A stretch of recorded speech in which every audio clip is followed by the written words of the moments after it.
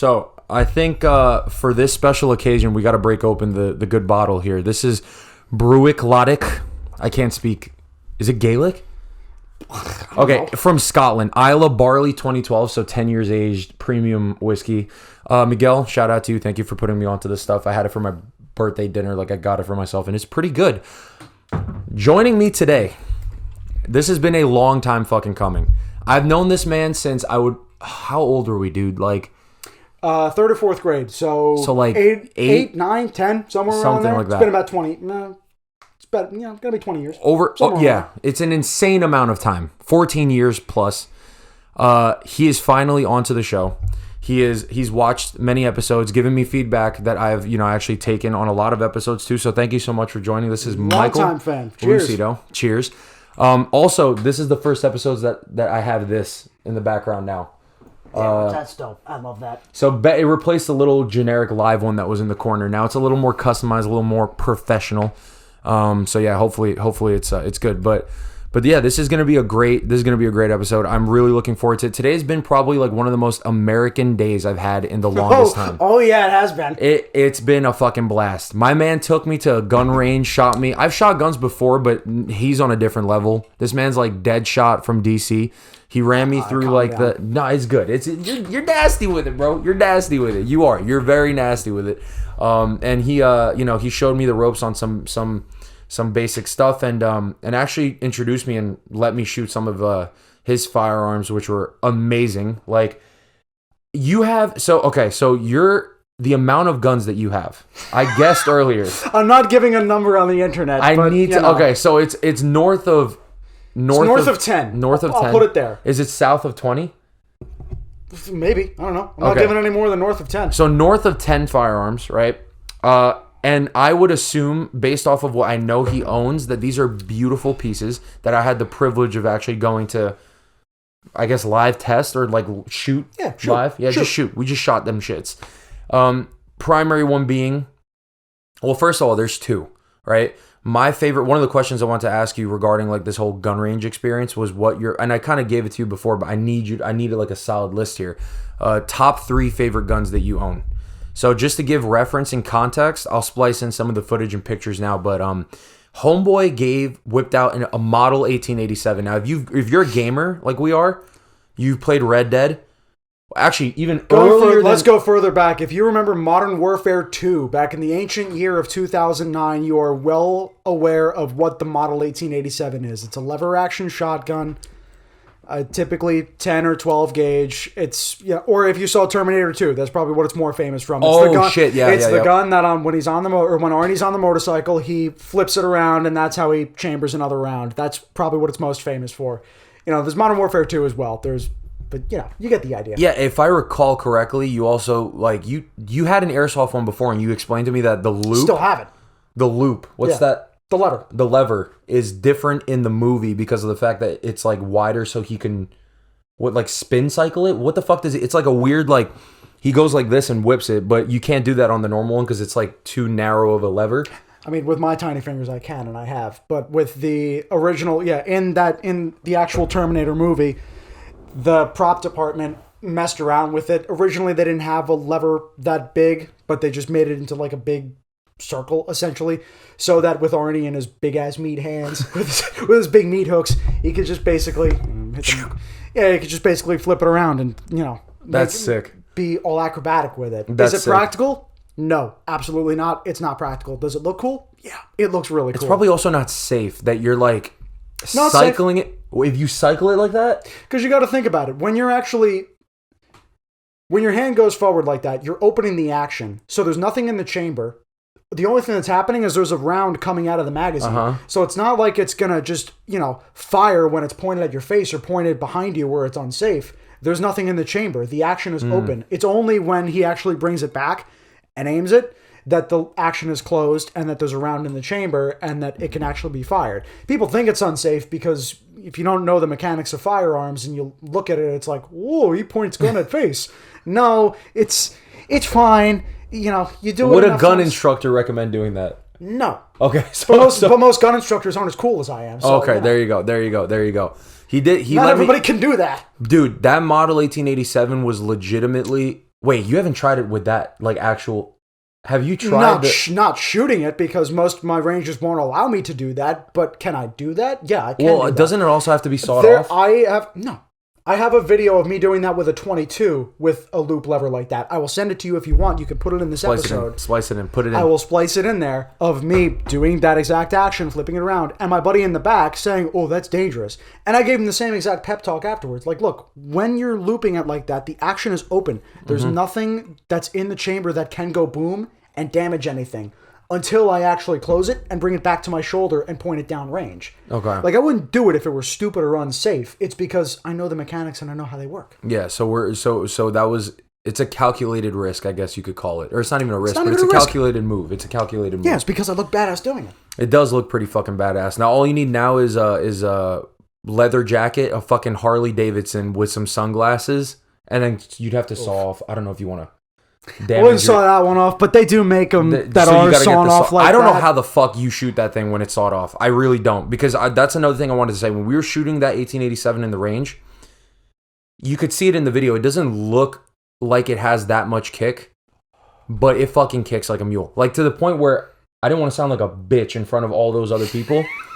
Going with him, like, I realized, I had shot before, but I realized how much of a fucking pussy I am, because this skin on my shoulder... Is yours calloused at all? No. No. Okay. Well, text me in the morning, see how you feel. You're used to it, because this right here, for me, like, while I was shooting, I was like, oh, it feels like somebody's been pinching at it for like a while. Yeah. I mean, like, look, my first gun was a 12 gauge shotgun, so I have been used to that kind of recoil for a long time, since I was 18 years old. Second gun was a 22. Third gun was the Mosin Nagant, which you shot tonight. So same thing. Like, I've been dealing with big, heavy guns that have a lot of recoil since I was 18 years old. So it's not foreign to me, and it's not something that hurts. So the Mosin is also considered to have like a pretty good punch? Really? Yes. 100%. I guess after the 1887, it didn't really feel like that. Nah, because it really comes down to, with the 1887... with anything 12 gauge in general, when it comes to like diameter and how much shit you're throwing out, I don't know if I can curse, but I just did. Yeah, dude. Okay, cool. Sorry, YouTube monetization, but I just cursed anyway. It's already flagged for inappropriate content, regardless. Oof. Sorry. When it comes to recoil, it's Newton's second law. I want to say every action will have an equal and opposite reaction. So with the Mosin Nagant, you're shooting a 30 caliber projectile. Caliber just refers to the diameter of the bullet. With a shotgun, it's a 50 caliber, roughly, somewhere around there. You're firing a larger mass at a faster speed out of a bigger gun. So it's... God, that just sounded so stupid coming out of my mouth. It is... What do you mean? You're breaking it down. I'm trying to break it down in the most simplistic of terms. You're launching a bigger projectile at a faster speed, which is translating to more felt recoil. That's the simplest way I can put it. You know, so 50 caliber versus 30 caliber. 50 is bigger than 30. If you can't figure that out, well, sorry.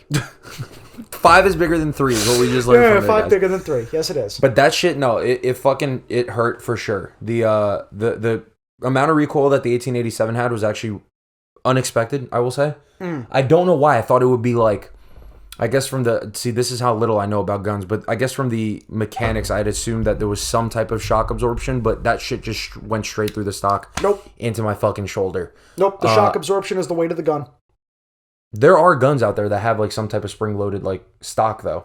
Yeah, so remember how I was telling you earlier about the Barrett 50 cal? That's one of them. Oh, okay. So when you actually fire that gun, the barrel actually reciprocates backwards. There's spring tension on it so that when the bolt opens to kick out the empty casing, the barrel moves back with it, and that takes a little bit of the recoil force. Other than that, it's going into your shoulder, and you just got, it's going into your shoulder. He shot a Barrett 50 cal, like the Barrett 50 cal. Shout out to Ghetto. I hope you're watching. Hopefully he does too. Honestly, John, I haven't seen you in a minute, but when it comes to the Barrett 50 cal, how much more times harder does that gun kick than let's say the 1887? For purposes of the fact that I just felt that today. So it's like fresher in my head. Definitely more. Yeah, but like definitely how harder. like twice? I can't quantify it in terms of like times. Like, oh, it's 5 times. If I said 2 times, would that be unrealistic to say? Like double the amount? Probably. Yeah, I'd say double the amount. Jesus fuck. That's a lot. And again, Granted, when I shot it, it was on a bench, so I wasn't standing holding it like you were today. When you're standing, you're taking more of that force because that's the only, you're standing. If it's on a bench or on a table, if it's on a bench, you're kind of crouched down, so you're able to take a little more force without actually feeling too much recoil. So that's like you're being pushed back. Yeah, that's fucking crazy. But yeah, obviously, as we said before, we had shot the Mosin Nagant. N-A-G-A-T? Nagant. If a Russian is watching this, they'll probably curse me over my pronunciation. Mosin Nagant or some shit like that. It's a Russian name and a Belgian name, because those are the two guys that designed it. Okay, so that gun is old as fuck. Like, that gun is dusty. It's a part of world history, right? Yeah. I mean, listen, I've spent a lot of work trying to get that thing to, look brand new. No. Don't do that. Don't do that. That's the beauty of it. When you whipped out the gun and you see like in the wood grain, it kind of tells a story. It's amazing. Because also when you said that it was produced, your specific rifle, you said I think it was produced in 1941. Correct. Right? 1940 fucking one. Yeah, so that thing is a war veteran. It most likely fought in the Battle of Stalingrad, and then after the Soviet Union stopped using them in the 1950s, God only knows where it went. Could have been in Vietnam, could have been in Africa. We don't know. Our parents are literally like babies compared to that thing that we held today. Our grandparents are babies compared to that one. Exactly. And we literally shot that thing. I have the casing off camera right there. It's part of like my mantle now of decorations. Oh, nice. Yeah, I put them up there already. Nice. And we also shot the 1911, another piece of history. Yo, you whipped out, now that I think about it, the only modern gun that we shot today was the first pistol. The 1911 isn't even, like, original. It's a new production gun that I bought. So it was made by Springfield Armory. There were a lot of companies that made the original 1911 when it was still in service. But this one is brand new. So, like, when you were aiming and you noticed that it had it had, like, the more tactical, modern 3-dot sights. And the safety, too, in the back. The little thing that goes right here. That's always been a thing of the 1911. Even the first original models? Oh, yeah, absolutely. What the fuck? Yeah, that was one of the things that John Browning, the guy who designed it, didn't originally want that. That was because the Army wanted it, because the Army is like, listen, we got to give this to guys with like a fucking sub 60 IQ. They need some sort of a safety. So can you like put some sort of grip safety on there? There's so the 1911, before it was the 1911, there's like 3 iterations of it before that, going back to 1900. None of them had that safety. They had the thumb safety where you could like the little switch, the flip. Yeah, where you could like manually flip it on. But aside from that, it was like. So if I take your 1911 and I'm not putting pressure on the back end of it, it's not going to shoot. Even if there's a bullet in the chamber. Yeah, it's not going to shoot. That's pretty fucking fascinating, the mechanics behind that. Oh, yeah. But the fact is what I was trying to say with like the only modern gun is like the design, the core essence of the guns, even if they were produced in modern times, whatever it is, those were all guns from like pieces of history. Oh, yeah. 1887, which we had, obviously we've covered that. The Mosin... I'm not even going to try. The second word for some reason is the Mosin Nagant. Mosin Nagant. And then the third obviously being the 1911. Of those 4, I would say my favorite to shoot was probably the 1911. I'm not going to lie. Like, he loves the 1911. We used to play COD back in the day. Always loves the 1911. Yeah. Such a great gun. It just... You saw my face when I shot it afterwards. I turned back and looked at him like, what the fuck? Like, it just is smooth. It just feels like it works better, and also like the weight of the gun is something that I did not take into account as to why, I guess, like the feedback while I was holding it felt better because it was more weighted. Right. The first gun, what was the first one we shot? Sig Sauer P320. If you played COD 2019, the Modern Warfare game, I think in the game they called it the M18 or something. That beige pistol.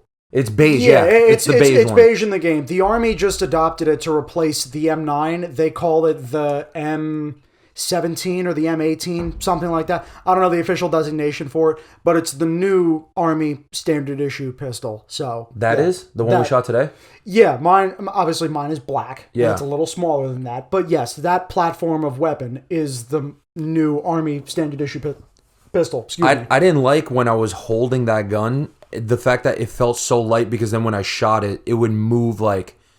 I just felt like it was like it couldn't handle what it was. It jumps a little more. Yeah, that comes down to what's called bore axis. So, fancy technical term, but what it really means is how high the barrel is above where your hand actually. So if it was for example, if it was fed directly into like the center of your hand, you would feel it more so back than upwards rising force. Right? Correct.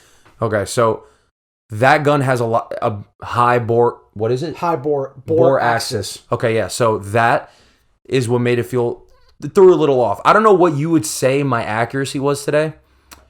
I feel like I didn't do as bad as I thought I was gonna do. No. While I was shooting. No, you walked in there and you're like, "Oh, I'm gonna be crap. You're gonna look at me. You're gonna laugh at me."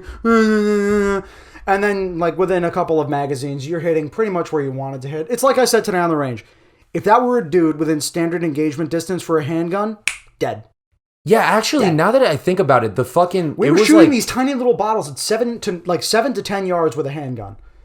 Now 7 to 10 yards don't sound like that much. You know, so it's something this big. Like if you're going for a vital area like lungs or heart, you kind of got it. I mean, honestly, at that point, I'm just gonna fucking. If it was like a real life encounter, I just 6'9" that bitch. You know 6'9"? The meme. No, I don't. God damn it! It's the meme where he's sorry. I'm hung. I'm a boomer when it comes to this stuff. No, it's a stupid fucking video. But he's basically this dumbass rapper, and like he said, like he was telling a story about like a shooting he witnessed, and the gun noises he made. Usually people go like pow pow, boom boom, whatever. He goes hung. Okay. He said, "I'm gonna pull out the hung," and people were on the internet were like, "What type of guns this motherfucker shooting that sounds like hung?" I don't know. Maybe he's just his hearing impaired. Maybe that's what he heard. I don't know, man. This man's crazy. Maybe he is hearing impaired because with the music he be producing, I don't know how the fuck he thinks that shit sounds good. That's why I don't listen to rap. It was bad. He's definitely not a good example of that. But yeah. So the Mosin Nagant was amazing. That even though the bolt action of it was a little bit stiff, but I love what he told me because I'm over here thinking, right, like these are delicate pieces of equipment. You're like, no, just smack the fuck out of it. It's not working. I was like, what? Yeah, that's the thing with either military rifles, also like Russian guns in general. There's an old adage, like if you have like an AK-47, for example, and it's broken, you know how you fix it? You hit it with a fucking hammer. Like that's what you do. What gun has the most durability? Like the best, the most practical gun? So now, because with your vast knowledge of firearms, if you had to choose one gun, let's say pistol and then rifle, for like a end of the world apocalypse situation, you're gonna throw this thing through the ringer, like it drops in a fucking vat of mud and shit like that. You pick it up and you need this thing to be reliable. What are you picking for your arsenal? 2. So side pistol, a rifle and a handgun. Yeah, rifle and a hand. Well, AR-15 for the rifle, handgun. What? Like the American AR-15. Well, if I had a choice, I'd pick an M4 that's fully automatic and not just semi-automatic. But in terms of rifle, yeah, AR-15. Not the AK-47. No. For accuracy's sake, the AK is not inaccurate. It's just I have more experience with an AR, so I am more accurate with an AR. Is it more durable than an AK though? I mean, it's about as durable. I mean, figure it this way. The AR-15 was designed in the 50s, a couple of years after the AK-47. It served as long in the military. Now, it hasn't been, like, all over the world. Actually, it has been all over the world like the AK. I mean, it just fought a 20-year global war on terror in the Middle East. And, I mean, with the conundrum that we had back in September of last year, you saw Taliban or Al-Qaeda or whatever picking up M16s that are all salty and crusty and have been there since 1991 or whatever. And they dropped their AKs for their M16s. Maybe it's because they're new to them, but it's like, just as reliable. So you go with an M4. Yeah. Silencers aren't really. I feel like silencers. No, if I had the choice, I'm putting a suppressor on that. Why? Because it's too loud? If I don't want to use ear protection, yeah, sometimes I want to use a suppressor. I feel like it just looks fucking cool, sick. It looks so cool. It looks so cool. It certainly adds to the length of the rifle. So if I'm trying to clear a corner or something like that, like I got to take that into account. But it's like, in that case, train harder. So you're going with the I'm going M4, with an M4. And then pistol. I'm going to guess what you're going to go with.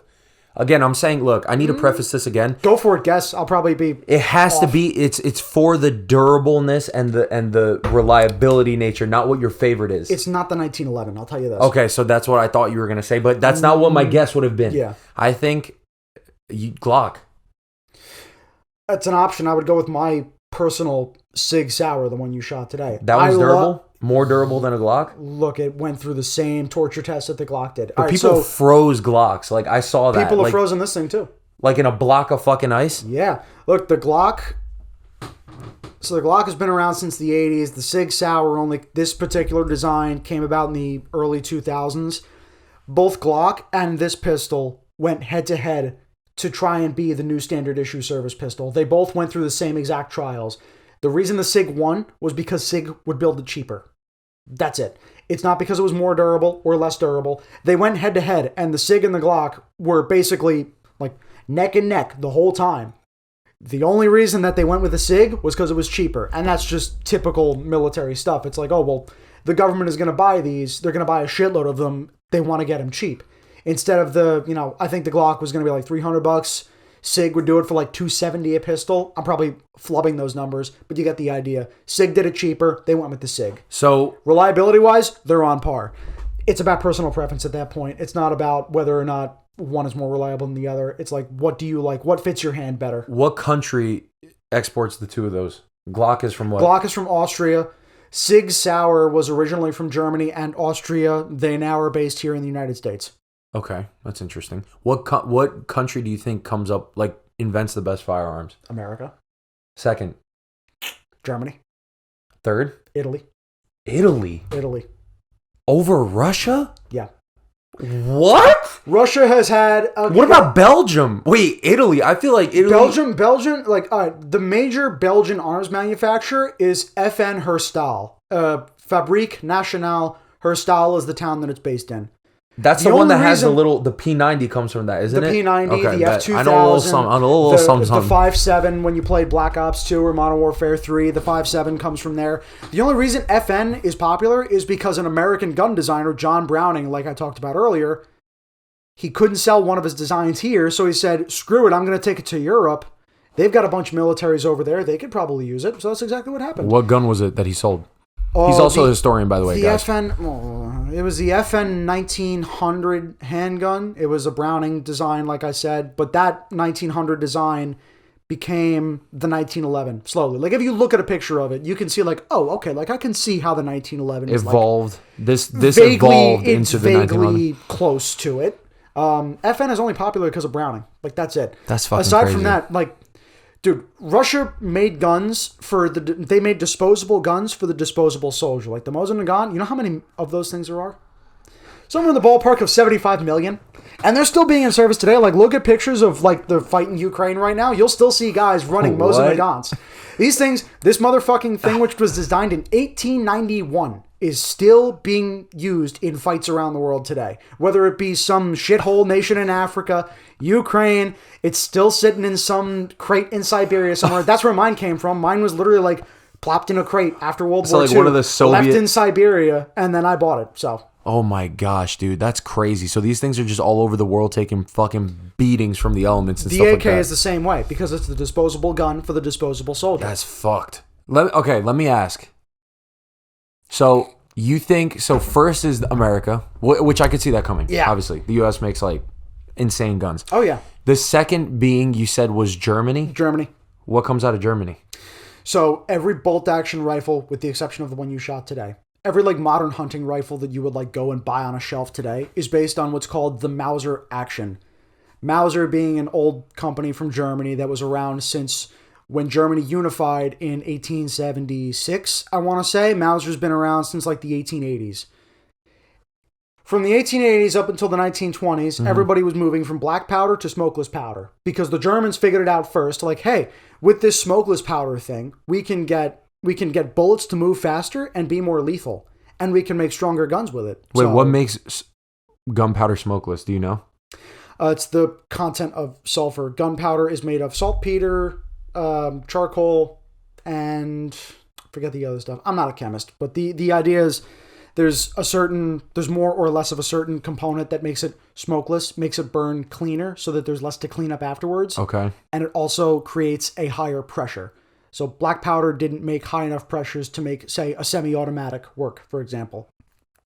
Smokeless powder did. So black powder is what they use like in cannons and shit back in the day, right? Oh yeah. Or like single-loaded, front-loaded pistols? Yeah, the muzzle loaders that you think of that were used during the American Revolution, even the guns that were carried by the conquistadors in the 1400s, yeah. That's all black powder? All black powder. And gunpowder, this is going off of black a tangent, powder black powder was a Chinese invention. The smokeless powder came from Europe, so... Okay, that's interesting. What would you say is the biggest turning point in world history in terms of like weapons? The invention of smokeless powder. Smokeless, not gunpowder, not black powder, but no. Smokeless powder. Gunpowder didn't prove that much of an advantage. The change in some people having gunpowder and some people still using hand-to-hand weapons like bows and arrows did not make that much of a change in world history. Consider the amount of times that the Americans tried to conquer Indian tribes and failed because Indian tribes had better tactics. They were better on foot than they were on horseback before horses were introduced to that specific society. Also just tougher people. And when you're dealing with black powder, single shots, sure, you can shoot a single round and put one guy down, but also... Just like 40 arrows coming at you after that. Yeah, not to mention the fact that you've got a 5-minute reload process of pouring your powder down, putting the bullet in there, ramming that all down, and then, eventually shooting afterwards. Oh, not to mention if it was too damp, if it was raining, all that shit, it wouldn't work because it's dry. You ever hear the old expression, keep your powder dry? No, actually, you've been teaching. This dude's been McMansion. Such a boomer. Does anyone know what a McMansion is? Because he just explained to me what that was today over dinner. I had no idea what the fuck a McMansion was, but he explained that to me as well, which is crazy. So you think smokeless powder is the biggest change? Okay, 100%. I could see that. Now, what is like the first, I guess, evident example of that in world history? My boy over here is he is. I would call you a history fanatic. Well, okay, yeah, I'd go that far. I'm not a historian, but I'm a history fanatic. I just like reading. What separates a historian from a history fanatic? Formal, like what? A doctorate. A doctorate. So most people you don't have a doctorate because most people these days can't conceptualize anything other than, oh, you've got a degree. That must mean you're smart. It's like, no, it's called I like reading. Like, sure, I went to college, but I also like to read. Like. So that's about it. And you like reading about history more so than any other subject? Yeah, for the most part. I mean, I like philosophy and I like religion, as I told you. But you're definitely okay. So history is up there for you. So obviously he's very well versed in history, and it's like he was telling me some like pretty crazy things before. Like I feel like when I was listening to you talk in the car ride over here, because for whatever reason we hit fucking traffic in Jersey. Side note, I think Jersey drivers are the worst. I will say that right now. I'd agree. You are an exception. My girlfriend is not. She's a shit driver. Hannah, if you're watching this, I think this about you. And she's from fucking Jersey. So I won't comment. I don't know her. I think New Jersey, for whatever reason, produces really bad drivers, even though statistically, I think like some bullshit survey said that New York is worse. That's a tangent. I'll take that further and say that tri-state area, if you're from Connecticut, New York, and New Jersey, arguably Pennsylvania and Massachusetts, you're just a shit driver. There's no in between. Either you're too aggressive or you're too slow. What state produces the worst drivers? Do you all think? Three combined. No. Besides out of here, I have my answer hands down, and it is the right answer. I don't know, honestly. Florida. Good point. Okay, I should have answered that. Do you know how many? I've driven in Florida a lot, and yeah, they're pretty fucking bad. They're so bad. You also got to understand, like the population of Florida is like 50% retired boomers from New York and New Jersey, 25% people that are there on spring break. The other 25% is like meth heads. Yeah, so I don't think they would be able to process a stop sign as well. Yeah. Two of those populations were I'd agree. I can't believe I didn't think of that. Good call. Florida's horrible. Florida drivers are really bad. The couple times that I've been down there, they're horrible. But anyways, what I was trying to say is on the long ass car ride over here, him and I are literally just like talking, shooting the shit, and he starts just going into like random things. And when I say going into, I mean in a good way. And I was just sitting there like, usually I'm the one driving conversation. I happen to be I'm a loudmouth, but he was talking about shit like. I don't know. You were just like from random things. I'm like, what the fuck? Like, how much history do you know? You said one thing, and like at that point, it's just like, oh god, I just kind of lost fucking control and just went into a bunch of shit. You did, or I did? I did. But it was good though. I enjoyed it. I appreciate the compliment. Some would call me a madman, but no. Who the hell would call you a madman? Who has called you a madman? They clearly have never seen an actual madman. You're just a passionate, educated individual. I haven't seen him in. Best compliment I've gotten in years. Thank you. 4? Cheers. Do you need more? Yeah, just about 5 years. I'm good for a while. 5 years? I haven't seen you in 5 years. Since freshman year of college. Freshman, yeah. Holy shit, a lot's changed since then. We were then. both home on spring break and we hung out for a day, got dinner and shit like that. Yeah, it's been a while. We used to hang out a lot. Like I would say, elementary school is the start of it. Middle school is all throughout high school. We hung out a ton. Yeah, middle school and then high school. We were a block away from each other, basically. Yeah, he lives like I would say like spitting distance. Like you're literally like, I could throw a rock and where you used to, actually no, right now you live a block over from your other house. Correct. Both are like literally less than a minute drive. Yep. It literally door to door is like 75 or 60 seconds. Quarter of a mile away. I it's walk crazy. If I wanted to. It's crazy, which is awesome. We used to sleep over. First sleepover I've ever had in my entire life was at your house. And then you got swine flu. Oh yeah, holy shit, I did get swine flu. Fucking hell. Oh, I'm glad that you confirmed that because my family insists that I did not have swine flu. I'm like, I remember getting diagnosed with swine flu. No, you had swine flu. I'll if you want, I'll talk to my parents right now and they'll tell you about the freak out. That was when swine flu was the cold version that we were all worried about instead of the COVID. With the COVID. Was your parents pissed at me and my family? No, not at all. Was it? Wait, did we hang out before or after? Never come back. That's true. Also, your grandparents lived next door at the time, so it's like...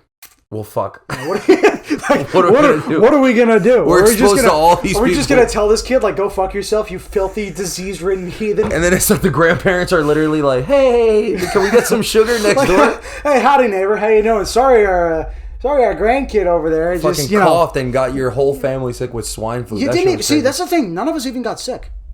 Like, you got sick, and for days later, like, you were fucking out of commission. Nobody in my house got sick. Were we, I believe at that point, correct me if I'm wrong. Now, I've had kids nowadays and never going to fucking know what it's like, but I think I had to call your house via landline. Yes. To ask you or your parents for permission. Like, hey, you guys trying to, like, hang out? Hey, is Mike there? Hey, Mrs. Lucido, is Mike there? I want to talk to him. And then she'd like, yeah. Give you the phone and you're like, yo, what's up, man? And then we're like, yo, we're trying to like sleep over this or whatever X days. Like, it was crazy. That was in the ancient time before everybody had cell phones, long before the iPhone even existed. What was you had a cell phone before I had a cell phone. Now that I remember, it was a flip phone. Yeah, I got my first cell phone in 5th or 6th grade, and it was only like for call related purposes. With your parents. Yeah, there was no internet, there were no apps or anything like that. I mean, God knows social media didn't exist at the time. I literally remember using you as an example of an argument as to why I deserved a cell phone with my parents. Mike has one. He's using it for emergency purposes. You don't love me if you don't give me a cell phone because if I die and get kidnapped, then it's on your head. And then they'd be like, all right, we're going to get you a cell phone. To be fair, until a certain age when I actually knew how to like keep my belongings to myself, having a cell phone was a liability. Because you'd lose it? My first cell phone got stolen in New York City. Stolen is not your fault, though. Well, I don't remember the exact scenario as to what happened, but I was in the city with my grandparents. We went to the Empire State Building and Trump Tower. I remember taking it out of my pocket at some point. I vaguely remember putting it back in my pocket. Don't know what happened. I got home the next night, or the next day, and it's like... Where the fuck's the cell phone? Where phone? What happened? This thing was like $500 for this little tiny fucking piece of shit flip phone. And it's like... They cost that much back then? Oh, they were expensive back then. They were 500 beans? I mean, like, think about it. This is a 13 Pro, I think, or 13. Like, it's like... I don't even know. Like, that's probably like $1,000 right there. That's like $1,200. Cell phones have never, like, been cheap. Yeah, but that's like better than 90% of computers. Yeah. That existed before, like, the 13 was released in what, like 2020? I don't even know. I lost track of all that stuff. But the point is, the 13 came out in 2021. But that one is better than most of the computers that have been out since like 2015.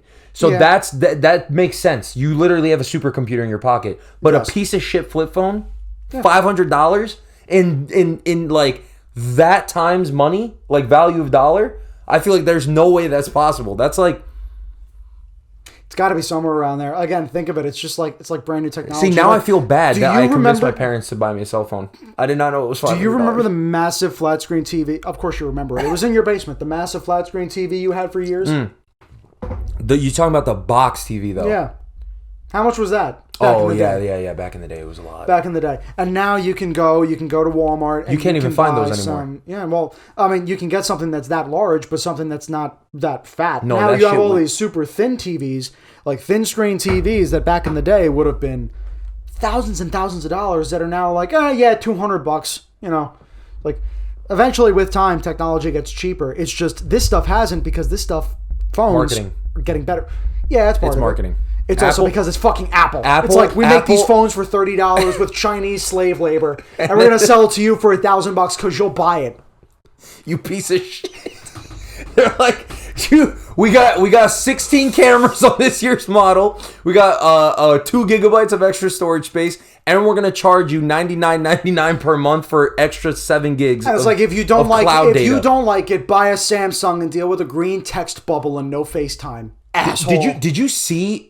Actually, on that note, did you see Apple's or Samsung's genius marketing tactic, like Google in Paris? Yeah, trying to get Apple to get rid of all that shit because it's 100% Apple. Like Apple's just being difficult about this whole situation. I don't know why they haven't done that. As somebody who had a Samsung for years, and it was one of the best phones I ever had in my life. The only reason that camera I had a 4K camera in 2015, like 5 or 6 years before Apple even fucking thought of doing something like 4K? that. And then when I would send it to an iPhone, it would come out in like fucking 32 pixel quality because Apple decided, oh yeah, well we don't like collaboration, so we're just gonna throttle, call quality, picture quality, text quality, and all that other stuff. We're not gonna let you send anything that's bigger than this certain file size. It's Apple's fault. It's not because Android is shit. And look, I have an Apple phone, so I could say this shit. No. It's not because Android is shit. It's because Apple is shit. They just want your money. You keep fucking paying for it. Do you know what the fucked up thing is? The fucked up thing is that in business school, they will teach you about how, like, this is how fucked this we as a society are, right?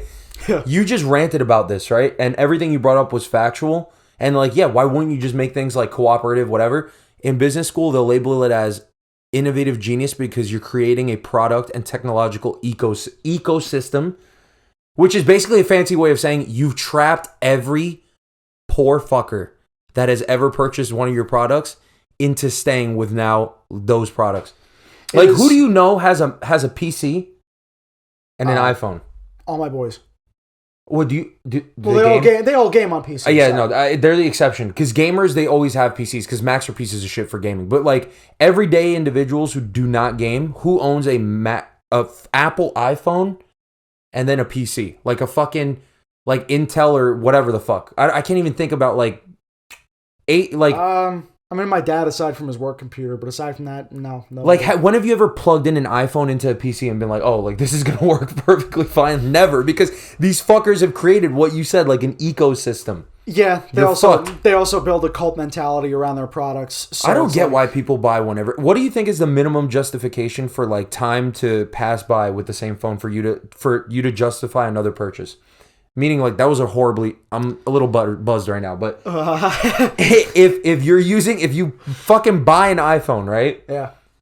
What is the minimum amount of time that you have to stay with that iPhone before, obviously, excluding, like, the fact that it breaks or something like that? Yeah. Before you purchase the next model? 3 years? My personal example, I'd say, 3 or 4 years. I had an iPhone 8 before I got the 13. The only reason it lasted that long, granted there were no issues like with battery life or any other bullshit like that, because I never updated the software. Never. I pulled it out of the box, never updated it once. Sure, it had some like issues with like, what's this emoji? I just see a question mark. But aside from that, I had no issues and it lasted 4 years to the point where like it was paid off. So nobody was like paying bills on it or anything. Not me or my parents. I'm sorry, hold on. Aside from like, you pay like the $20-$30 a month to make sure that it has service. You had an iPhone 8 for 4 years. More than that, bro. When did you get this phone? January of this year. January of this year, which means you got the iPhone 8 in 2018. But that's not the iPhone 8 came out before 2018. Yeah, but it was new at the time. It was like a year into the... It was like June or... It was like summer of 2018. Okay. Before... Because Apple always like announces their shit in like September or whatever it is. Before they release it before Christmas. So you were rocking 4-year-old software? Yeah. Never had an issue. Not one. Not a single one. I dropped it once fucking guy. in 4 years, especially like as somebody who spends a lot of time outdoors and, doing shit. I dropped it once. Never had any issue cannot with believe you did not update your software once. No, didn't have to. That's crazy to me. No. I was also scared to because my first iPhone was an iPhone 5. I updated the software when I had to, and I immediately started having battery issues. So, me, being good with pattern recognition, I'm like, don't update software. Update software bad. Sure, like you get some new emojis and maybe like you can use Snapchat and it's like a millisecond faster. Who gives a shit? I kept an iPhone 8 for 4 years and didn't have to pay that much money, so whatever. You win some, lose some. I see. It's so funny. Like I'm like the polar opposite. Like I'm like anal retentive about updating my software because I don't know. I like. So, but now, how often do you replace your phone? 3 years. 3 years. I would say this is an 11 Pro Max, and I got it in September of 2019. So it's been 3 years. Okay, no issues, no battery drain issues. I'm like looking for my phone, like pointing over there, but it's the fucking thing that we're using to record. Yeah. Hi, iPhone, Apple. No, yeah, that's the phone. Yeah, that's it's 3 years. So yeah, you know what? I could be completely fucking wrong, but that's just my. No, you're not wrong. It's just my personal anecdotal experience. You're not wrong. Apple 100%. Word of the day for Sesame Street: anecdotal. Look that up. I'm not going to tell you what it means. 100%. Apple sabotages their own phones so that you purchase, obviously, like it's a very common theory, but for a good reason. Most modern consumer electronics do that. It's called planned obsolescence.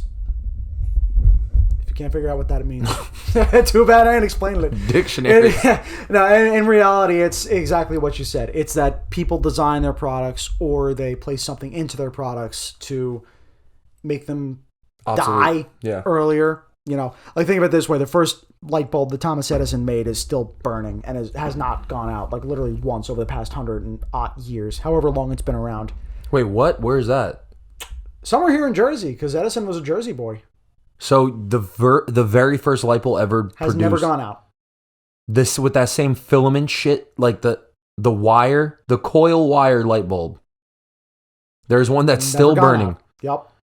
Is it not? That is impossible. It's not particular. No, it's very possible. That is impossible because the power outages. What if the power goes out? Okay, well, that's one thing. I'm saying the light bulb in and of itself. You're saying the light bulb in and of itself. I thought you were over here saying like the entire time. No, of course the power has gone out, but in and of itself, the first light bulb is still burning.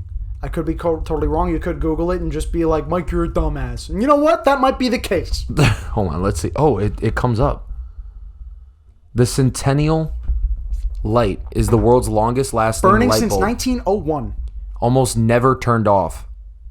It's in California, though. Okay, so the opposite coast of what I thought it was. And it's maintained by the Livermore Pleasanton Fire Department.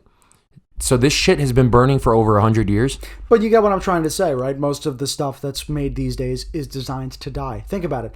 The air conditioner, or one of the air conditioners in my house is like from the 60s or some shit like that. Never needed maintenance, never needed anything done to it because it was built to last. Most modern appliances, like one of the clients that I worked for had a old ice box. Like not a refrigerator, an ice box. A literal box that's insulated that you would go down to wherever sold like a brick of ice. You would put the brick of ice in there, and then this thing with power would keep that ice block alive, and that would keep all your food cold. Still has it, and that thing is like going on 100 years old. What the fuck? Well, maybe that explains. I told her to give it to me when she dies. So let's see. I hope that explains why there are so many there's this new revival of vintage products. You ever seen people start buying refrigerators, like you said, from the 1950s? Yeah, those fucking bulb, the bubbly looking ones where there's a lever, a latch handle. That's interesting. My uncle has a radio from 1942.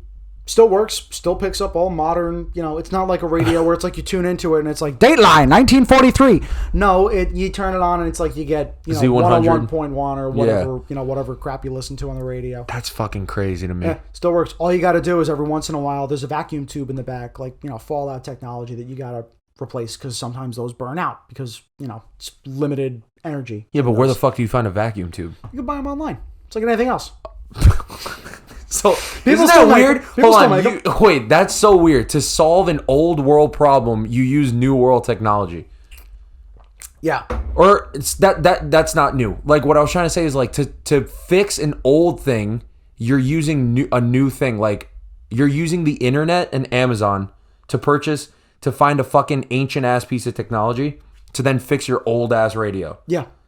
So it's impossible to ever not use modern day shit. Yeah. Well, that's depressing. So if you wanted to live off the grid, how the fuck would you? You can pull out an old Sears and Roebuck catalog and call Sears and be like, "Hey, listen, do you guys still have item number 143 or whatever?" So we're back after technical fucking difficulties because this is such a goddamn budget production. The microphone cut out. So fuck Yeti. Actually, not fuck Yeti. If you want to sponsor an episode, let me know. But this stupid ass micro, what? If you're opening it, I'll take some more. Just of course. Bro. Don't let me one. That's neat though. Do you want that with ice? That's fine. A little more. Perfect. Done. Thank you. Oh my god, this stuff is like this shit will put. I think internally, right? Like on the inside, I feel like I'm the biggest fucking like I'm not like a man's man. Like I like whiskey. Don't get me wrong. This is like like when I think of whiskey, I think of like sitting naked in front of a fireplace on a leather what is it, like a leather couch? It's not a couch, but like a lazy boy with a bear skin rug in front of you and like a log cabin that you built with your own hands, and you're like about to make love to your woman. That's what I think of when I think of whiskey, and like a cigar in the other hand, right? But I can't handle this shit for too long. Like if I drink 3 glasses of this stuff, my insides will start to be like a prune. It'll get shriveled up, and then if I take another sip, I'm like, oh my fuck, like this is also intolerable. This is also good whiskey. This is not exactly like Jack Daniels or something that's produced en masse. Like this is good. Small batch. Yeah, this is like actually good stuff. Something that you shouldn't drink for more than like 2 to 3 glasses because you're feeling good afterwards. I guess that's ideally true, right? You'd be having a cigar with this or something like a port wine. But aside from that, it's like, yeah, I guess after you're already like at a good level of buzz, you don't go and like continue to drink it because then it's just going to waste. Yeah. At that point, switch to the cheaper You drink it shit. for the flavor and the slight buzz that you get, and then after that is all said and done, you put it away. And then what the fuck were we talking about, man? This is so fucking annoying. We were talking about history. There's a lot that we've packed into this one episode, but yeah, it's been an interesting episode. Well, we'll do this again sometime. No, yeah, 100%. And I'll get into my more unhinged theories. Maybe we should go to when you move to Idaho. He wants to move to Idaho. When you move to Idaho, if I could come out there and visit your farm that you eventually make, and we'll do like a vlog / podcast. Yes. That'll be fucking crazy. That's more like a 10 to 15 year goal to own land. But I just can't believe Idaho moving out of state is like a 1-year goal. So yeah, we'll figure that out. I just don't know, like Idaho, you're gonna fucking judge me for this. I don't even, if you showed me a map of the U.S., I cannot pick which state is Idaho. It's one of 3 states that has a panhandle. Do you know what a panhandle is? Yeah, but what? Fucking where? On the top left? Top left. Of Idaho. Montana over here, Washington over here. Yeah. See, because I can name the corner. I can name the coast. Easily. Yeah, it makes sense. Everybody can name the coast. Well, middle of the country. Not everybody.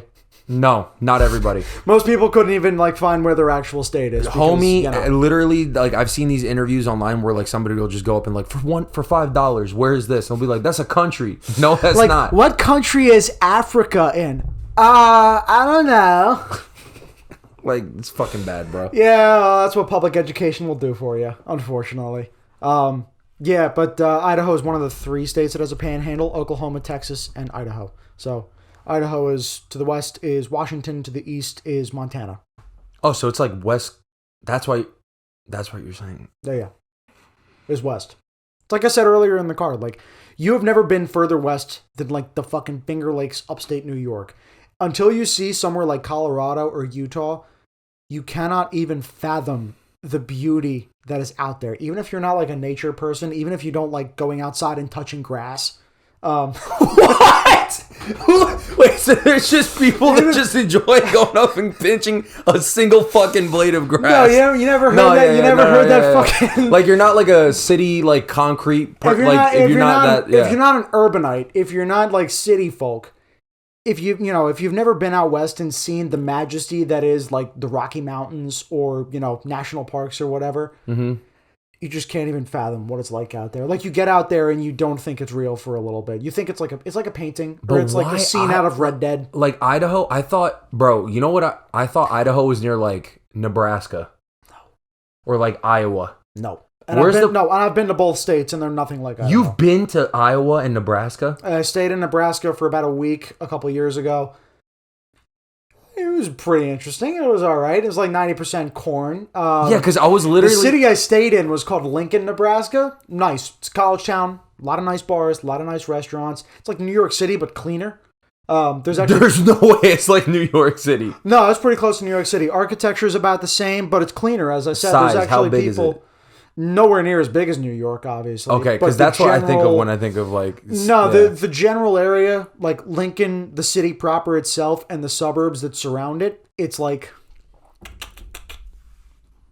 I don't know. I'd say it's pretty close to like what Hoboken or Jersey City is here, with outlying suburbs surrounding it. Oh, okay. That's not that bad then. And it's cleaner. Like you'll walk around, you walk out of your hotel room or wherever in the morning, people picking up trash. You go to bed at night, people picking up trash. But Okay. They actually have people that are like there keeping the city clean because they recognize that in order to have a nice functional society, you can't have human feces on the streets. Have you been to Chicago? I drove through it a couple years ago and stayed for about an hour and hated every minute of it. Really? Okay, so funny thing Yeah, is I'm not that a fan. my uncle literally recently went to Chicago in August, and he said that it was unbelievably clean. Like, unbelievably clean. It's interesting. Like, actual proper, like, downtown Chicago. Not like, I don't know what it's like in suburbs. I would imagine not that good because, like, crime rates and stuff in, like, low-income areas. Oh, it depends, because part of the suburbs is like the Home Alone suburbs, where it's like these nice McMansions, the other word of the day. McMansion. The nice big old mansions, and then the other part of it is like the projects. Yeah, so the projects obviously aren't that clean, but in downtown Chicago, he said it was like, okay, when you think of going back to like literature, history, all that stuff, Chicago River, what book do you think of? I don't know. What book should I think of? It's called like the something jungle, the Iron Jungle. Concrete Jungle? No. It was like the book about like the meatpacking industry.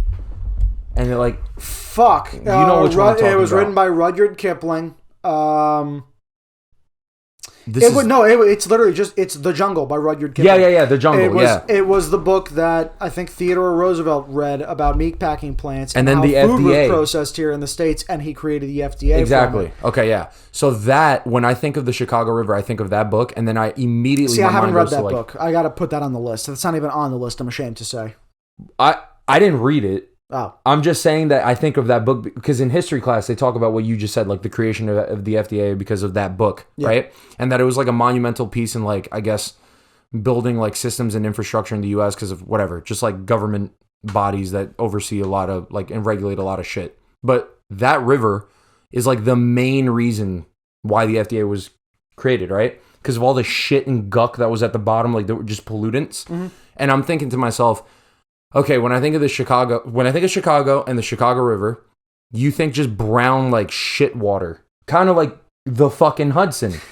The Hudson, the Passaic, the Hackensack, any major river around here that flows down fucking disgusting. It's disgusting. Is heavily polluted and disgusting. It's disgusting. But, it's gotten better in the past 30 years. Dude, the Chicago River is blue.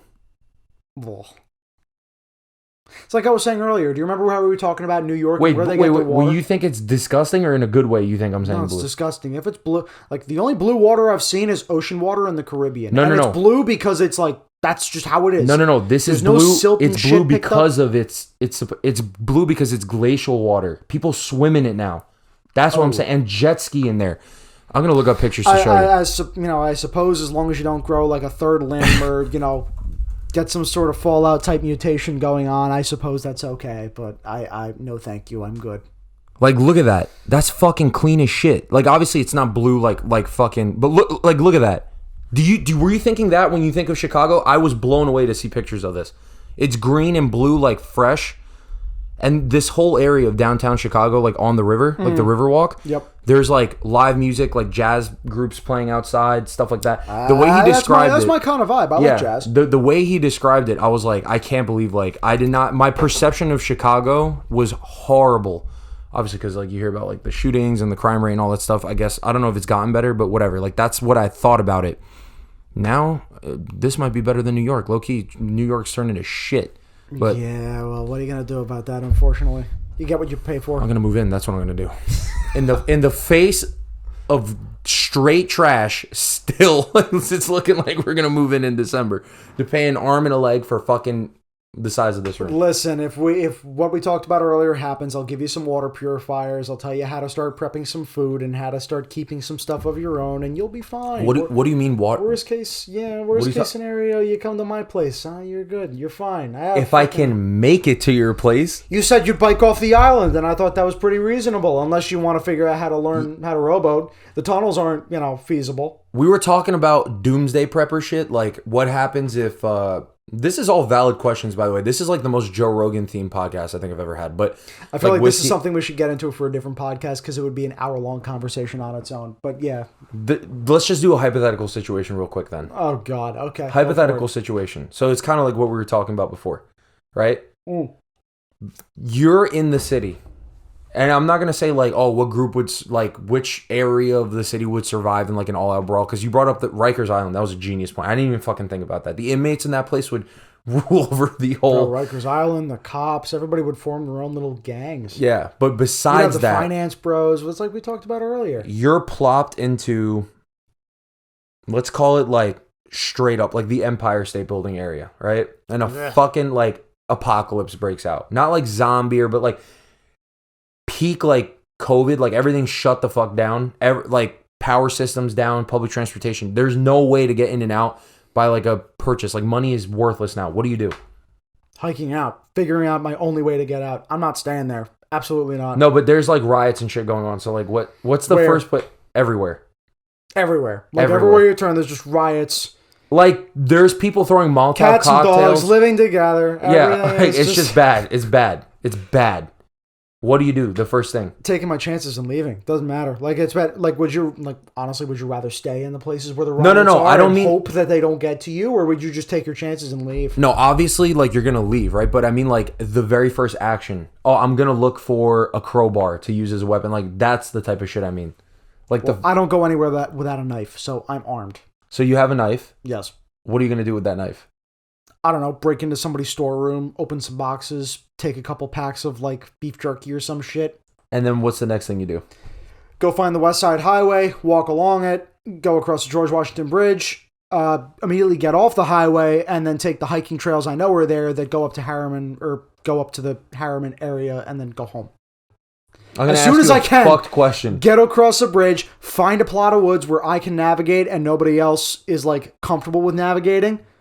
Walk through the woods, get home. Okay, because home I have everything I need. This is the fucked question. The bridge blew up. The bridge blew up. What do you do now? Are you gonna walk all along Westchester, or are you gonna swim across the river? Well, I mean, there are bridges that get into Westchester. Yeah, it's not a contiguous island that goes all the way up there, right? I could be wrong on that, right? I think it connects at some point, like really far, like they're like near Poughkeepsie. See, I don't know the lay of the land in that way.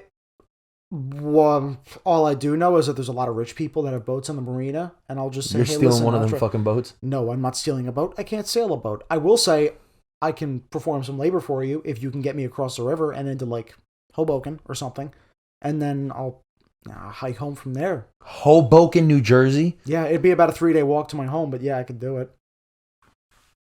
Is there any fresh water along the way? Well, debatable. Like in a total hypothetical situation, it's just, there's really not much you could do there that's any hope. It's going to be a hard fucking ruck no matter what you're doing. So this is you wouldn't catch me fucking dead in that city in that situation anyway. I'm trying to like take notes. You're saying the most important thing first and foremost to have is water. Obviously, I know like shelter, water, You'll fire. die faster without water than you will without food. So first thing is getting water. Yes. Or at least finding some way that you can either store water or purify water and do it on the fly. Now, like, so there's this thing called a life straw. Yeah, you ever heard of a life straw? Thing that you suck through. Yeah, so I have one of those. I have what's called the Sawyer water filter, it's like a life straw, but it screws onto the end of a water bottle. So like you literally fill a water bottle up with any water you can, lake water, river water, puddle water, doesn't matter. It'll filter it and it's clean to drink. I haven't gotten any diseases from it yet, so you know what? It works. Have you actually done that? Like you've filled it up with... Oh, yeah. Does it taste funny? No, not at all. It tastes like water. So there's no fucking like bad taste to it? No, it tastes like water. This is very strange to me. So I've been camping for years, and going camping, I would usually bring my life straw instead of hauling in like a gallon or two of water, which is very valuable weight, which you have to carry with you. Well, let me carry this little thing that weighs about 2 ounces and a spare and like 2 water bottles that I can fill these water bottles, filter it. Okay, well now I can use, this water for cooking, this water for drinking, and stay, within a mile of a water source. Go to it, get some water, drink. Yeah, that's it. Okay. We're kind of privileged in the way that we live in an eastern state where there's plenty of rivers and brooks and streams and lakes that are around us that are certainly not safe to drink on their own, but you can filter and drink out of. So do you think what do you think is the worst area, since you mentioned like the whole, our geographical location lends itself well to, I guess, like just water access? Yeah. What's the most fucked place to be? In terms of water access, or just in terms of like shit hit the fan? New York City. No, but like not any major metropolitan area. Doesn't matter if it's a city or a suburb. Doesn't matter. But LA would be worse, right? Because the water access argument that you just brought up. Yeah, but New York would also be worse because, again, it's like we were talking about earlier. New York has 3 major water pipes that are coming from upstate that provide all the fresh water. That water from New York doesn't come from the Hudson. It comes from upstate New York. That gets cut off. Not to mention, okay, 2 of those systems are like 100 years old. One of them still is not done yet. So if those go offline, you're kind of fucked. Could you filter water and drink it out of the Hudson? In worst case, sure. I don't know. Never tried it. Don't really want to. But in a worst case scenario, it's being in New York or any other major metropolitan area. LA is bad because they get their water from like Nevada and Colorado. All of LA's water comes from the Colorado River, which is like 1,000 miles away from them. That's bad in of itself. New York is just as bad. How do you know all that? By watching too many videos and reading too much shit. And like in case shit goes south? Like what category it's also just like, of like educational materials that you've like read to know about this type of stuff? That's a problem. There's no educational materials on it. It's not like I took a college course in what to do when shit hits the fan and everybody, everybody's fighting everybody for food and water. It's just piecing together random materials of stuff that I've read over the years, It's really interesting because like as we were talking in the car, I realized like the percentage of my brain that is occupied with these types of thoughts is drastically like low. Like yours, I would say, is higher because you're very much like you want to be self-sufficient, independent, like even from like modern day systems that have been set up, right? I guess is like a luxury, compared to like old school living or like times of yesteryear or whatever. But yesteryear. Yes. I love that expression for whatever reason. But I agree. Like I never think of like what happens if the fucking power goes out. I kind of just like for whatever reason my brain just doesn't like I don't think of it. But as we were driving, you were mentioning all these points like, hey, because I had mentioned how I'm moving into the city, and then you were like, yeah, have you ever thought about like what happens? Like that's when you brought up that you have 3 major pipelines. One of them like 2 of them shut offline. The other one's not done. What the fuck do you do? It's like die. I think I would literally just fucking die. Like I don't know what else to do in that situation. I mean, yeah, it's like I said in the car earlier. It's that most people have never. We have such luxury today, and, some people might not see it that way, but it is exactly that. We have so much luxury today that even the kings of old Europe would be amazed at the luxury we have today. Clean drinking water, plumbing, the fact that you can, the fact that we can just, I got to take a shit. Let me go to the bathroom, flush it away. Do I care where it goes? No, but it's gone. Doesn't matter. It's not my fucking problem. If something goes wrong, I'll call my plumber. The fact that we can not even think about these kind of things and it just happens, we take so much of it for granted. Where our food comes from, how much food we have, the fact that you and I have never gone hungry a single day in our lives, being from the suburbs. Have you hunted before? Nope, but it's on the list. It's something I want to do. I actually want to do that too at some point. The problem is around here in New Jersey and New York, there's regulations everywhere when it comes to hunting, like what you can hunt, when you can hunt them, what you can use to hunt. Here in New Jersey, you have to use either a muzzle loader or a crossbow to hunt. So like muzzle deer loader? Yeah, so like a flintlock or a cap and ball where like you put the powder in, you put the ball in, you ram it all down. I'm not capping. It is facts. You have to use that? Yes. Like we're in the fucking... Yes. 1600s type Yes. shit. Yes. To hunt a deer. Yes. So you miss one shot. Okay, so this is good so luck. Good luck for another one. You miss one shot, that is so loud. All the deer in like the surrounding like 3 mile radius, they're scattering. Too bad. So sad. Come back tomorrow. Maybe you can do a little better. That seems dumb. Why not just be able to use a bolt action rifle? Like, what's the logic behind that? The idea being when you're using a black powder muzzle loader, it's like we talked about earlier, black powder produces lower pressures, so the bullet doesn't go as far. So like maximum effective range of a black powder shooting a modern bullet is like less than a mile. Whereas a smokeless powder gun is, if that bullet doesn't hit its mark, it's going to keep going until gravity pulls it down and eventually it loses velocity. That could be up to 2 miles depending on the caliber you're using.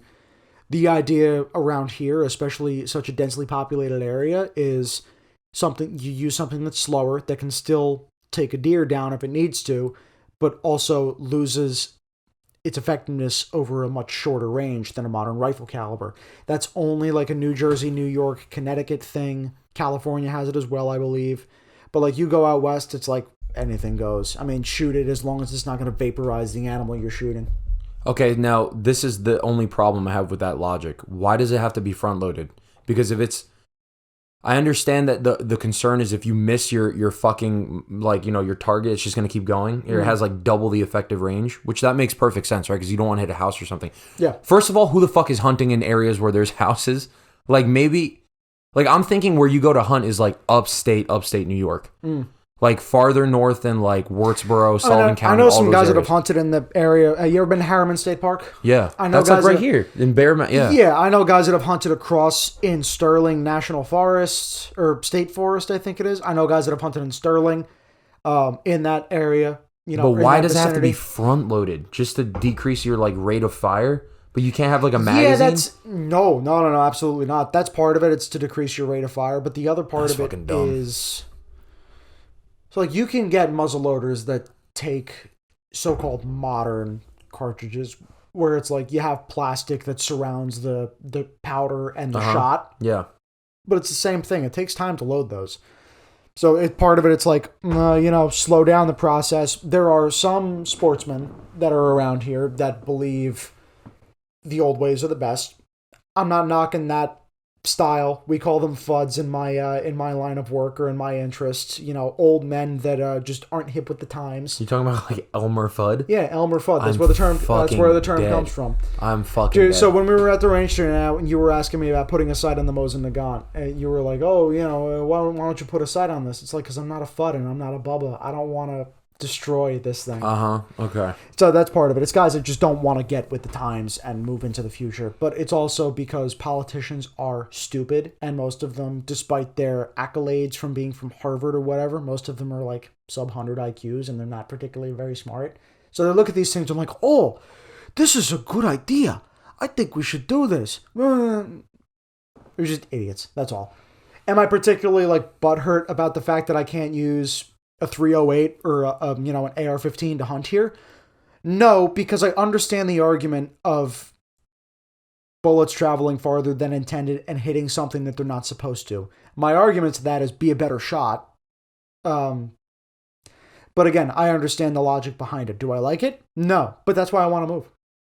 At this point, I'm done arguing with people that live around here as to why I should or should not be able to own something or use something for a specific purpose. Mm-hmm.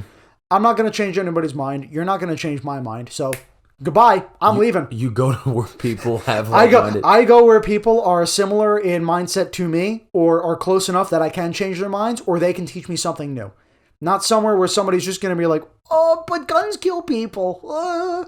Okay, great take, Einstein. Thank you. It's about all you can contribute to politics during your life. No way. So you're that's what one of your main motivations to move out to Idaho. To be able to hunt. Like I tried venison years ago. Dude, you ever tried venison? No. You ever tried venison? Never had venison. Oh my God. The minute I tried venison, I had an itch for it. I have never gotten away from that itch.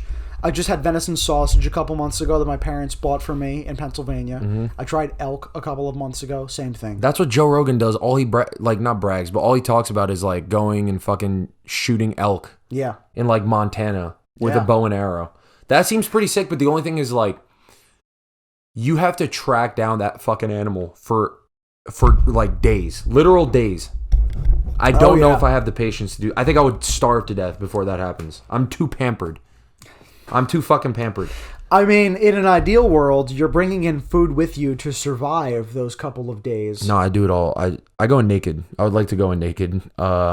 Well, then there's a show for that. It's called Naked and Afraid. Naked and Afraid, or Alone, if you've ever seen that. Both those people who do Naked and Afraid are fucking crazy. Like, first of all, do you think anyone from Naked and Afraid fucks when they're on set with each other? They have to. Yeah. Is it a part of the show? In our modern degenerate society, yeah. Is it part of the show? Probably not part of the show, but it's probably like having it behind the scenes. You think those cameras are like charged to be there for like the whole 4 or 5 months that they're there? No. It's like, okay, I'm going to record this quick 5-minute segment where I'm going to like show off my shelter. And then I'm going to go back and I'm just going to like sit in the fucking woods, wait, find something to hunt or find something to eat. I'm bored. Hey, you want to fuck? Yeah? Okay, let's do it. Yeah, but the thing is like, do you think they could fuck with that little energy? Probably not.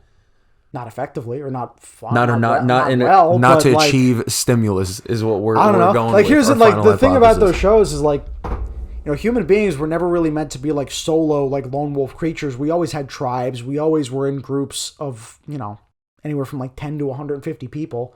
There's a bunch of studies out there that say like the ideal amount of people for somebody to know is like 150. That's like the maximum our tribes used to get to, where you can be interpersonal and know the details of everybody's life and they're all, their goings on or whatever. But would you want that though? What? Knowing the fucking details of 150 people? Are you saying that's your idea? Like, you like small towns, right? Not like the crazy... Yeah, I love small towns. That's where you and I differ. Not like the crazy fucking details of like, oh, Jim cheated on his wife. Blech. Not like that. I don't know. I mean to the point where you know each other on a personal level, where if something were to happen, you can fall back on them as you can fall back on your family, like your parents or your siblings. See, this is where you and I differ. I differ. I love big cities and being around people, but I don't know if I want to be in like... So you like small towns and communities where it's like a sense of community? Yes. I'm not necessarily really too attracted to that whole idea. I like the idea of going to like a big city where like nobody knows me. I don't know these fucking people. And then if I want to make friends, I can. And then after that, like, 2 doors down, the neighbor, it's like, all right, I don't know who they are. Yeah, I mean... Because it's just like less... I feel like it's more private that way. That might not... Like, I get like in small communities, you have more space, it's more privacy. But I feel like in a big city... where you don't have to know everyone or you don't know too many people, in that way it's like more private, like your personal life, your personal details, all that stuff. Which is, I realize the hypocrisy of saying that and having a fucking podcast. I get that. I know I sound like a psycho right now, but I mean like just not having, I guess it's not having to socialize with as many people.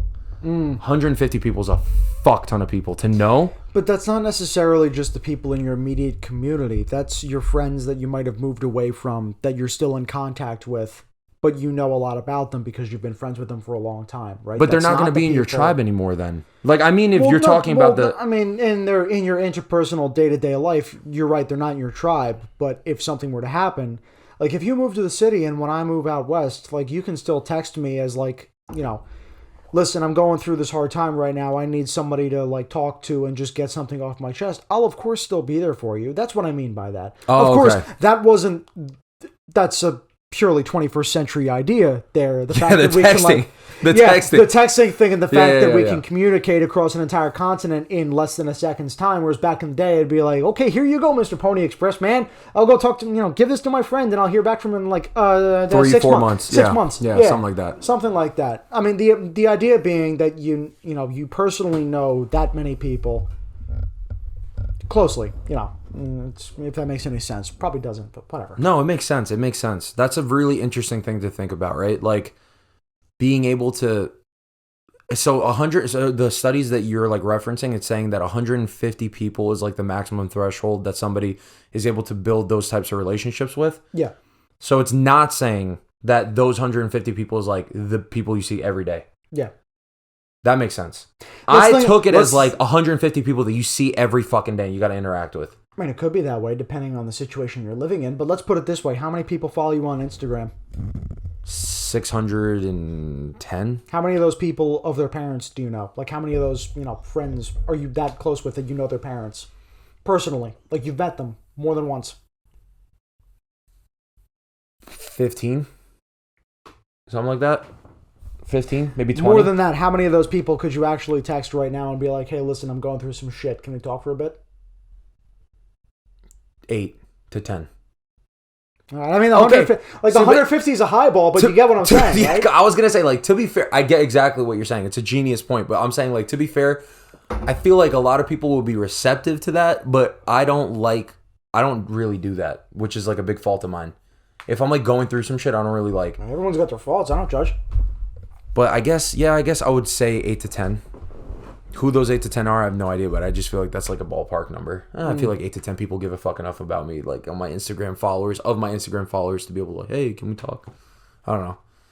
This is a long episode. You know, I typically cap these off at like an 50. Hour? Yeah. This is an hour. Excluding the earlier ones, I remember there were a couple that ran to like 2 to 3 hours.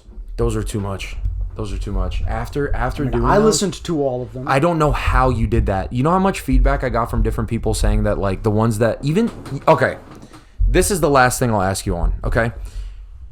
What do you think is the ideal time for a podcast episode length? And please, if you have any ideas on this too, if you've made it this far into the episode, let us know below. John, I hope you're still watching. Yeah, so, like... I'd say between an hour and 2 hours. Maybe, I mean, depending on the guest, 3 hours, especially if it's like a... subject matter expert. Yeah, and if it's somebody that's like, you know, is just able to bring up interesting points and is able to keep a conversation going for longer than that, like if you and I are actively engaged in this conversation and we've kept it going for so long, I'm pretty sure that most other people would be interested in this conversation and would be listening to it for that long. I don't know. Once again, it could be crazy, but you know, that's just how I think about things. So that is like, that's what I think too. I think like, 1 to 2 hours. Podcasts, like, I don't know if you've heard of Modern Wisdom with Chris Williamson. Those are typically an hour to 2 hours. And those are with subject matter experts on specific things. And they're extremely interesting because you're listening to these people who have, you know, years of experience in a certain field. And it's like, oh my God, this entire man's or woman's life, like they're spilling out to me and digesting into like 2 hours worth of content that I can learn from. Like, oh, this is insane. I'm going to listen to all of it.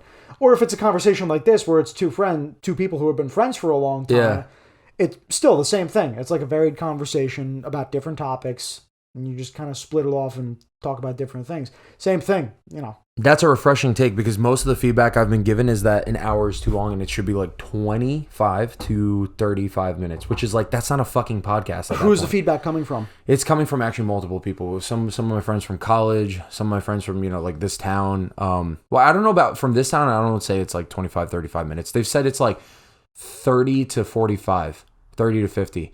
But fuck.